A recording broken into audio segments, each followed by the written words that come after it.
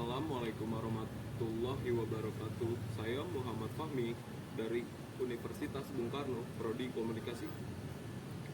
Saya akan menjelaskan tentang komunikasi psikologi dan akan mengimplementasikan komunikasi psikologi di lingkungan Taman Ismail Marzuki.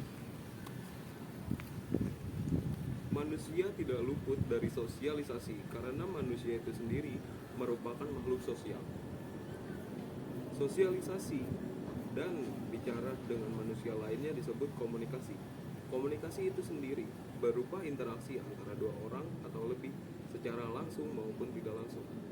Komunikasi secara langsung adalah komunikasi antara manusia dengan manusia lainnya yang dimana mereka berinteraksi secara langsung, sedangkan komunikasi tidak langsung adalah komunikasi antara manusia dengan manusia lainnya namun mereka berinteraksi atau bicara secara tidak langsung dapat melalui media atau yang lainnya.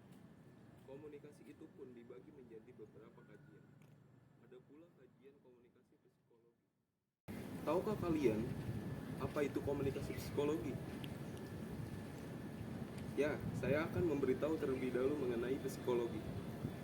Psikologi adalah ilmu yang mempelajari tentang perilaku, fungsi mental, dan proses mental manusia melalui prosedur ilmiah. Daripada itu, psikologi itu sendiri sangat penting untuk manusia karena secara tidak langsung psikologi mencakup secara luas meliputi pemikiran manusia, perilaku, perkembangan, kepribadian, emosi, motivasi, dan lainnya. Oleh karena itu, komunikasi psikologi penting bagi lingkungan masyarakat karena di setiap lingkungan pendapat, pemikiran orang-orang yang berada di masyarakat sangat berbeda. Maka dari itu, saya akan memberitahu kalian mengenai komunikasi psikologi. Komunikasi psikologi itu merupakan proses komunikasi antara manusia dengan memakai psikologi sebagai sudut pandang yang bertujuan untuk mencapai komunikasi yang lebih efektif. Karena pada dasarnya ketika kita mulai interaksi, ada kalanya kita harus mengetahui sekiranya apa yang kira-kira orang itu bisa nyaman di saat kita memulai obrolan. Maka dari itu pentingnya kita mempelajari pendekatan secara emosional dalam berkomunikasi. Contohnya seperti kita memulai obrolan, tidaklah mungkin seenak kita berinteraksi dengan lawan bicara kita. Lawan bicara kita itu pun tidak akan merespon obrolan kita ketika kita berinteraksi dengan lawan bicara kita dengan seenaknya.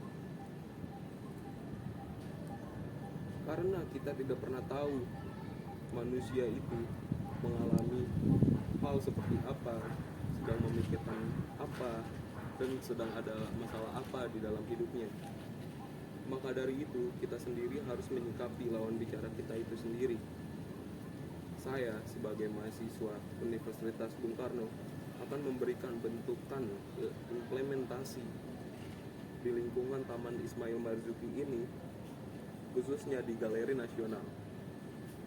Seperti yang kita ketahui, setiap orang memiliki cara yang berbeda-beda untuk meringankan pikirannya. Ada yang meringankan pikirannya dengan cara melihat karya-karya seni para seniman yang ternama, ada juga yang bermusik, ada juga yang jalan-jalan atau traveling. Namun karena kita sedang ada di Taman Ismail Marzuki ini, saya akan mengambil materi untuk mengimplementasikan itu dengan cara tidaklah sedikit orang yang datang di galeri seni ini hanya untuk melihat karya seni, namun banyak orang yang datang ke galeri seni ini dia untuk meringankan pikirannya.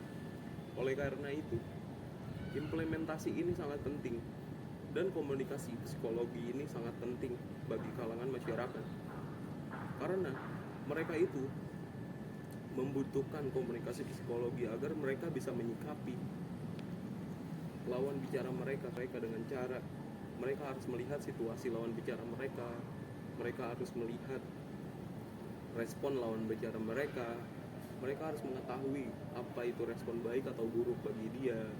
Mereka harus mengetahui lawan bicara mereka itu seperti apa. Bagi orang-orang yang memiliki masalah dalam hidupnya, mereka bingung akan begitu. Untuk itu saya sebagai mahasiswa Universitas Bung Karno sangat bangga memiliki materi seperti ini, karena secara tidak langsung saya itu bisa mengetahui apa yang sedang terjadi kepada lawan bicara saya dan apa yang sedang dialami kepada lawan bicara saya. Sekian dari saya.